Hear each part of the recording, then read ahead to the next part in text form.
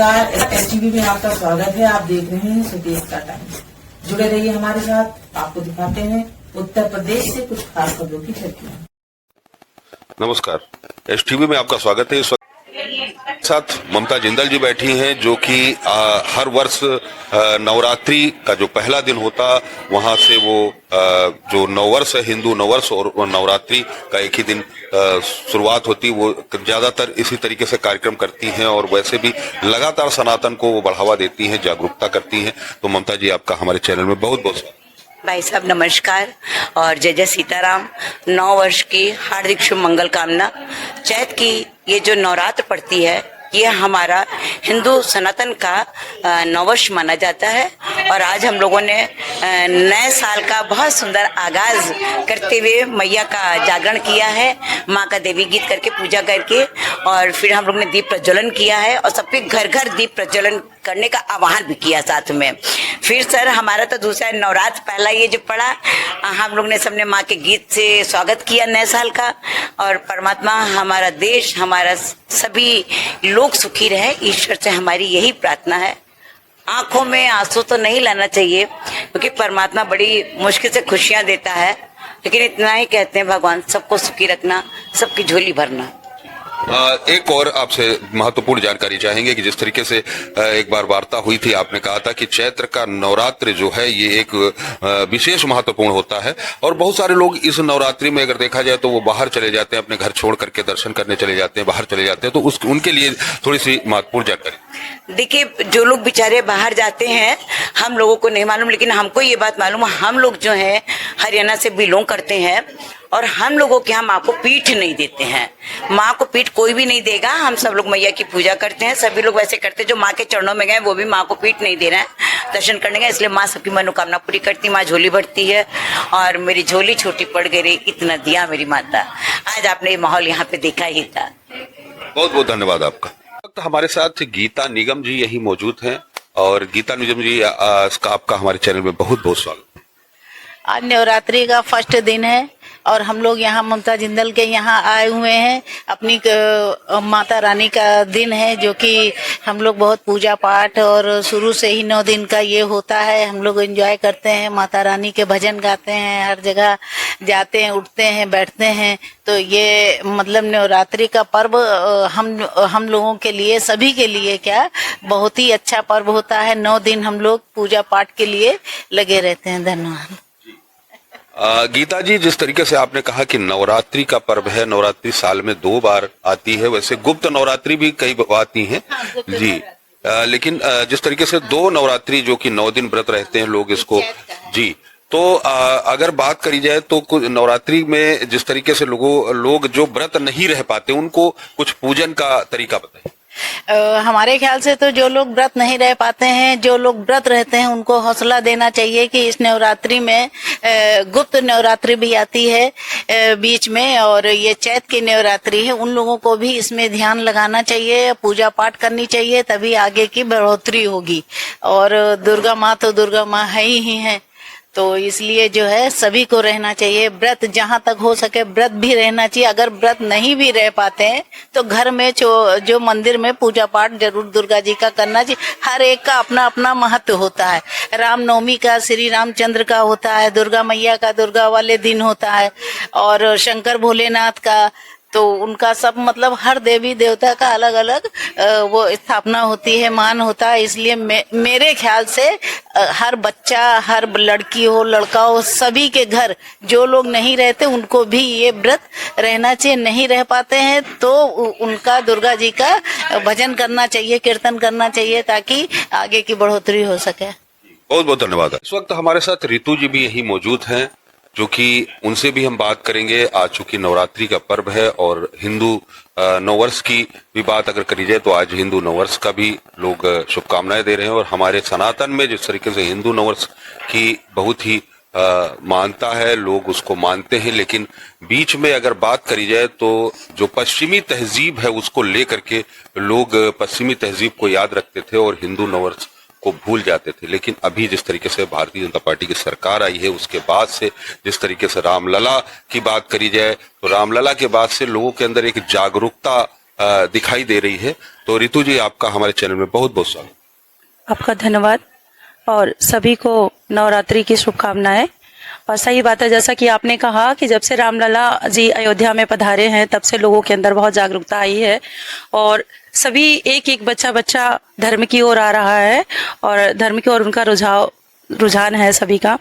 और जहाँ तक बात की जाए माता रानी की, तो औरतों का विशेष उनका रहता है, रुझान रहता है, विशेष उनकी कृपा माता रानी की हम लोगों पे रहती है कि जहाँ भी माता रानी के भजन और चौकी होती है वहाँ हम लोग जाते हैं और उनके भजनों का आनंद लेते हैं, उनके चरणों में गुनगुनाते हैं, नाचते गाते हैं। इस तरह से नवरात्रि मनाते हैं। और मेरे जहाँ तक मेरा विचार है कि एक एक बच्चे को और सभी एक एक लेडीज को थोड़ा सा भगवान में मन लगाना चाहिए और माता रानी की आराधना करनी चाहिए, जिससे कि सभी का कल्याण हो, संसार का कल्याण हो, अपना खुद का भी कल्याण होता है। जिस तरीके से आपने बताया कि महिलाओं के लिए विशेष ये पर्व है और वही अगर बात करी जाए कि बहुत सारे परिवार ऐसे देखे जाते हैं जिनकी माँ जिसने जन्म दिया है वो भूखी पड़ी है, वो प्यासी पड़ी है, और वहीं अगर सास की बात करी जाए वो भी माँ के रूप में होती है। तो वहाँ लोग ना करके आज चूंकि मैं इसलिए कह रहा हूं कि अगर इस वक्त बात करी जाए तो पारिवारिक न्यायालय की स्थितियां बहुत खराब होती दिखाई दे रही कि हर घर में इस तरीके से जो क्लेश है वो दिखाई दे रहा, विवाद दिखाई दे रहा। तो उनके लिए क्या आप संदेश देना चाहेंगे कि जो एक बेटी है या एक बहू है वो अपनी सास या अपनी माँ के लिए किस तरीके से? जी, जैसा कि आजकल के युग में थोड़ा ज्यादा ही ऐसा पर्सनल हो गया, एक किया फिर दूसरा भी देख कर किया, कहीं ना कहीं न्यूज में दिखाया गया या लोगों ने आसपास देखा, अपने परिवेश में पास पड़ोस में ऐसा देखा कि इसने ऐसा किया तो हमको भी यही करना चाहिए। लेकिन ये सब गलत है करना, क्योंकि सबसे पहले तो जन्म देने वाली जननी ही हमारी माँ है कि अगर हमने अपनी माँ बाप की पूजा कर ली तो संसार में सभी को जीत लिया है। भगवान ने भी यही कहा था और माता रानी का भी कहीं ना कहीं संदेश यही है कि सबसे पहले अपनी सास जो कि हस्बैंड की माँ होती है वो अपने भी माँ के समान ही है, उनकी कदर करें, उनकी इज्जत करें। और कहीं ना कहीं थोड़ा संस्कारों की आजकल की जो लड़कियां हैं उनकी सोच कुछ और ही हो गई है कि हमें ऐसा कर रहे हैं तो हमें नहीं करना चाहिए, नहीं। लेकिन जहाँ तक है मेरा विचार है कि सबसे पहली माँ ही होती है और उसके बाद दूसरी माँ सासू माँ भी होती है। वो अपनी वही माँ है जो जन्म देती है, हमें जन्म दिया, हमारे हस्बैंड को जन्म दिया, हम उस घर में उनके लिए गए शादी होके कहीं ना कहीं, तो उनकी कदर करनी चाहिए क्योंकि माँ बाप की पूजा ही सबसे बड़ी पूजा है। सबसे पहले उनको संतुष्ट करना है, तब हमें जाके किसी भी भगवान की हम पूजा करें, आराधना करें। जब तक कि हम घर में संतुष्ट नहीं कर सकते हैं माँ बाप को, सास को या अपनी माँ को, तब तक हम बाहर की कितनी भी पूजा पाठ कर लें सब बेकार है। क्योंकि घर में कहते हैं कि संतुष्ट होना लोगों का बहुत जरूरी है। हमारे बुजुर्ग हैं, हमारे माँ बाप हैं, उनको सबसे पहले उनकी कदर पूजा करनी चाहिए। इसके बाद हमें बाहर माँ का आशीर्वाद लेना चाहिए, घर में पूजा करनी चाहिए। जी, बहुत बहुत धन्यवाद। तो हमारे साथ तो मनीष जी बैठे हुए हैं। मनीष जी से हम बात करेंगे कि आज ममता जिंदल जी के यहाँ कार्यक्रम रखा गया था। जिस तरीके से आज नवरात्रि का पहला दिन है और पहले दिन यहाँ पे एक हर वर्ष कार्यक्रम होता है। आज कार्यक्रम हुआ, उन्होंने यहाँ काफी महफिल जमा दी गाना गा करके। तो आज हम उनसे बात करेंगे कि ये जो आपके पास इस तरीके की कला है वो कैसे है? ये कला तो सिर्फ ईश्वर का ही वरदान है, क्योंकि मैं कभी गाता वाता नहीं था। मैंने एंकरिंग से अपने करियर की शुरुआत की। पहले I was in hotel industry, फिर उसके बाद एंकरिंग में आया और फिर मैंने गाना शुरू किया। फिर लोकगीतों में बहुत रुझान है मेरा, लोकगीत मुझे बहुत पसंद है। मैं चाहता हूँ कि हमारी जो सभ्यता और संस्कृति है, खासकर अवधी, उसको हम आगे बढ़ाएं, तो उसी के चलते मैं थोड़ा बहुत गाने लगा। आज जिस तरीके से नवरात्रि का पहला दिन है, आज पहले दिन के लोगों को क्या संदेश देना चाहेंगे माँ? जिस तरीके से आपने कहा कि संस्कृति है, सनातन है, तो उसको लेकर के क्या समझ? बिल्कुल, सर्वप्रथम यस टीवी के सभी दर्शकों को, आप सभी को हिंदू नववर्ष की और चैत्र नवरात्रि की हार्दिक शुभकामनाएं। और मैं चाहूंगा कि ये जो नववर्ष आज है ये हम सभी लोग मनाएं, झूम कर, गा कर, जैसे आज हमने इसको सेलिब्रेट किया। बिल्कुल, जो हम लोग 31 को मनाते हैं उससे ज्यादा प्रायोरिटी हमको इस नववर्ष को देनी चाहिए, क्योंकि ये हिंदू नववर्ष है और इसको और हर्ष और उल्लास के साथ मनाना चाहिए। और अपने घर में दिए जलाएं, ईश्वर की आराधना करें और अपने नववर्ष को बहुत ही सुंदर बनाएं। मेरी सबसे यही संदेश है और ये शुभकामनाएं हैं कि आप सबको नववर्ष की ढेर सारी शुभकामनाएं। बहुत बहुत धन्यवाद।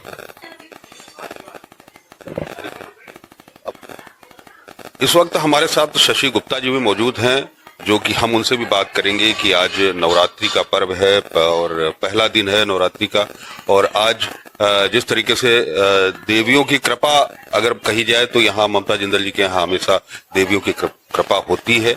और यहाँ आप देख सकती हैं कि आप देख रहे हैं कि जिस तरीके से शशि जी हमारे सामने बैठी हैं, तो कहीं ना कहीं उनके अंदर था। और जो की अगर बात करी जाए तो उनके अंदर ये है कि वो आई है और उन्होंने इस कार्यक्रम में भाग लिया है। तो सबसे पहले तो हमारे चैनल में आपका बहुत बहुत स्वागत। धन्यवाद। बताइए कि जिस तरीके से अभी नवरात्रि पर्व के लिए और यहाँ पर आप लोग आए हैं, तो क्या कहना चाहेंगे, क्या संदेश देना चाहेंगे? माँ की शक्ति मिलती है, आराधना करने से और मनोकामनाएं पूरी होती है। ममता दीदी क्या बहुत ही अच्छा लगता है, जैसे वैष्णो देवी में आ गए हम लोग। बहुत अच्छा इंतजाम होता है और बहुत अच्छे भजन कीर्तन में बहुत अच्छा लगता है। पहला आज नवरात्र शैलपुत्री, हाँ, और आज हम लोगों ने व्रत भी रखा है माता रानी का, और अष्टक रखती हूँ व्रत में। हाँ। जो लोग पूजन नहीं करते उनके लिए क्या संदेश? माँ की आराधना तो जरूर करनी चाहिए इन 9 दिनों में, तो उसका मनोकामनाएं भी जरूर पूरी होती है, सच्चे मन से प्रार्थना करो तो। बहुत बहुत धन्यवाद। हमारे साथ मीना जोशी जी मौजूद हैं। मीना जोशी जी से भी बात करेंगे। जिस तरीके से ममता जिंदल जी के यहाँ कार्यक्रम था, आज नवरात्रि का पहला दिन है और पहले दिन जिस तरीके से अगर देखा जाए तो नवरात्रि पर्व काफी दिनों से मनाया जा रहा। और नवरात्रि की बात करी जाए तो महिलाओं की तो लगभग महिलाएं ज्यादातर इसको मानती हैं, तो महत्व देती हैं। तो आज हम मीना जी से बात करेंगे। मीना जी, आपका हमारे चैनल में बहुत बहुत स्वागत। बहुत बहुत धन्यवाद आपको भी। आज नववर्ष का शुरुआत है और ममता जिंदल जी के यहाँ जो कार्यक्रम प्रस्तुत किया गया श्री ओपी सिंह द्वारा, बहुत ही अच्छा प्रोग्राम था और मन की भावनाएं बहुत ज़्यादा साफ हो गई। माता जी की मूर्ति को देखकर ऐसा लगा कि शायद बहुत दिन बाद कुछ जीवन में अच्छा हो सकता है, ऐसा लगा। मूर्ति में कुछ ऐसा था कि ध्यान लगभग पूरे टाइम, थोड़े टाइम हो सकता है इधर उधर ध्यान चला गया हो, लेकिन लगभग पूरे टाइम माता जी की मूर्ति में बहुत ध्यान था। और भजन का तो आप सोच भी नहीं सकते हैं, जो शब्द थे भजन के वो अंदर तक, पूरी आत्मा तक हिला दिया, जो उनके शब्द थे ओपी सिंह जी के। और ममता जी का व्यवहार वो एक और अच्छी चीज है कि आकर के कभी भी परायापन लगा ही नहीं, अपनापन लगा। और अपनापन लगने के कारण ही आप शायद कहीं पर बैठ पाते हैं। अगर आपको कहीं भी लगेगा कि आदमी ध्यान नहीं दे रहा आपके ऊपर, तो शायद आप 5 मिनट बैठ करके और उठ जाएंगे। लेकिन जहां आपको लगेगा कि मान सम्मान है और अपनापन है, तो शायद आप 10 मिनट के बजाय 20 मिनट भी बैठ सकते हैं। तो आज का प्रोग्राम बहुत सफल रहा। और जब पहला दिन नववर्ष का इतना अच्छा रहा कि मन, जो कुछ भी थोड़ी बहुत गंदगी तो मन में कभी कभी आ भी जाती है सभी के, तो लगा कि हाँ, काफी कुछ हमें अच्छा आज सुनने को मिला, देखने को मिला। और अगर पहला दिन हमारा माता जी का इतना अच्छा गया है, तो उम्मीद करते हैं कि मेरा ही नहीं, सबका अच्छा जाए। जितने भी नवराते हैं पूरी माँ सबकी जो भी मनोकामना हो उसे पूरी करें। और जितना दिया है माँ ने, शायद उतना बहुत है, बहुत है उतना, और उतने में ही संतुष्टि है। उतने में ही संतुष्टि भी है कि ठीक है, अब जिनके पास नहीं हो, माता जी थोड़ा उन पे भी ध्यान दीजिएगा। इन्हीं विचारों के साथ अपनी वाणी को हम विराम देते हैं कि एक बार फिर कहेंगे कि नववर्ष सबके लिए मंगल है। उतने में ही संतुष्टि भी है कि ठीक है, अब जिनके पास नहीं हो, माता जी थोड़ा उन पे भी ध्यान दीजिएगा। इन्हीं विचारों के साथ अपनी वाणी को हम विराम देते हैं कि एक बार फिर कहेंगे कि नववर्ष सबके लिए मंगलमय हो और अच्छा बीते सबका। वही मीना जी, एक आखिरी सवाल आपसे करेंगे कि जिस तरीके से आपने कहा कि हिंदी नववर्ष की अभी आपने बात करी, तो अगर बात करी जाए हमारे हिंदुस्तान में जिस तरीके से पश्चिमी तहजीब को लोगों ने बढ़ावा दिया है और जिस तरीके से जो 31st मनाया जाता है, और अभी तो इस समय योगी सरकार है, जिस तरीके से भारतीय जनता पार्टी की सरकार है, तो काफी अब की से जिस तरीके से उन्होंने फाउंडेशन लगा दी थी कि 12 बजे के बाद नहीं है, शराब नहीं, इस तरीके से, तो जो पश्चिमी तहजीब को अभी युवा पीढ़ी जिस तरीके से बढ़ावा दे रही, उनके लिए क्या संदेश देना? उनके लिए संदेश तो यही देना चाहेंगे कि पश्चिम वाले लोग हिंदुस्तानी परंपरा को अपना रहे हैं। आप देखिए उनके यहाँ होली दिवाली बहुत अच्छे फेस्टिवल मनाए जा रहे हैं और वो हम लोगों की सभ्यता को अपना रहे हैं।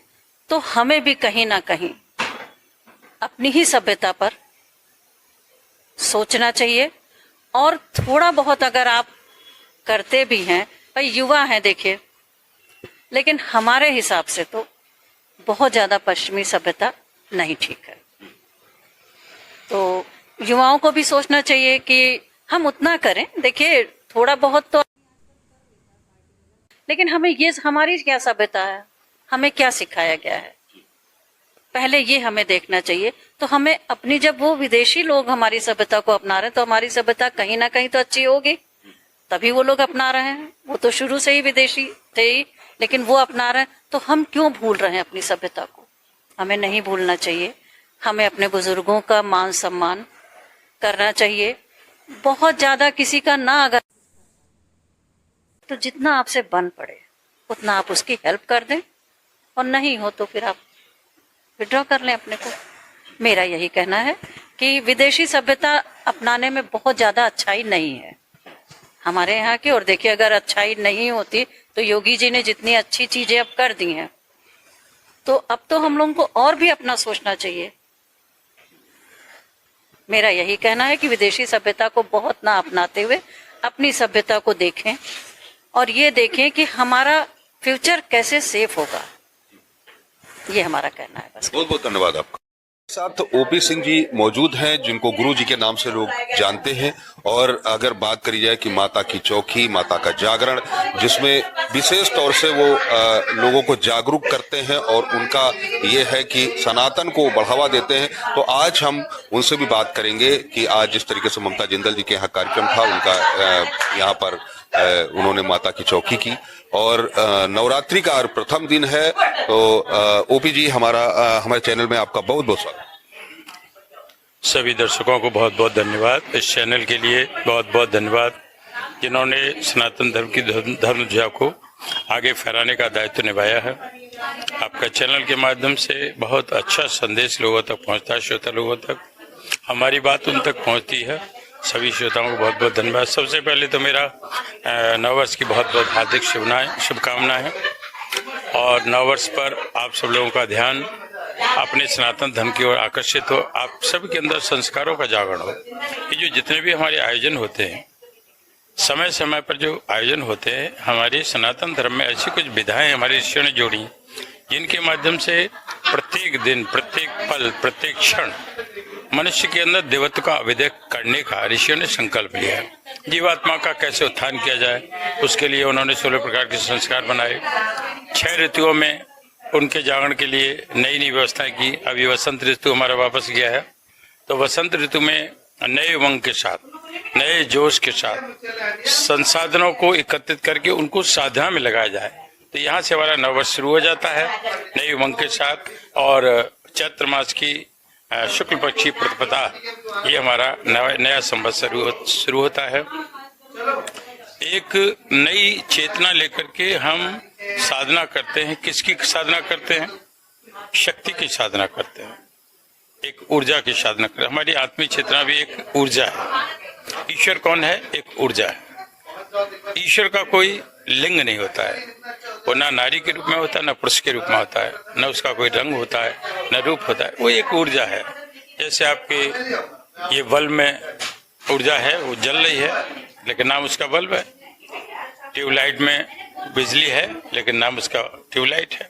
पंखे में बिजली है, ऊर्जा है, लेकिन नाम उसका पंखा है। ऐसे ईश्वर का कोई स्वरूप नहीं है। ईश्वर को हवा की आवश्यकता पड़ती है तो पंखा बनता है, प्रकाश की आवश्यकता पड़ती है तो बल्ब बनता है, और ध्वनि की आवश्यकता पड़ती है तो माइक बनता है। ठीक ईश्वर का स्वरूप वही है। ये जो नवरात्रि के जो पर्व आता है, एक नई चेतना, नई उमंग लेकर के उसको आध्यात्मिक ऊर्जा के रूप में प्रणित करने के लिए साधनाएं 9 दिन की जाती है। वह दिव्य ऊर्जा जो हमारे जीवन को नई चेतना प्रदान करती है, वह नवदुर्गा दुष्टों के संहार करने के लिए, जो बाहरी दुष्ट हैं, स्थूल रूप में हैं, उनका संहार तो है, लेकिन वास्तविक जो संहार है दुष्टों का, वो अपने अंदर है। देवासुर संग्राम अपने अंदर ही चलता है।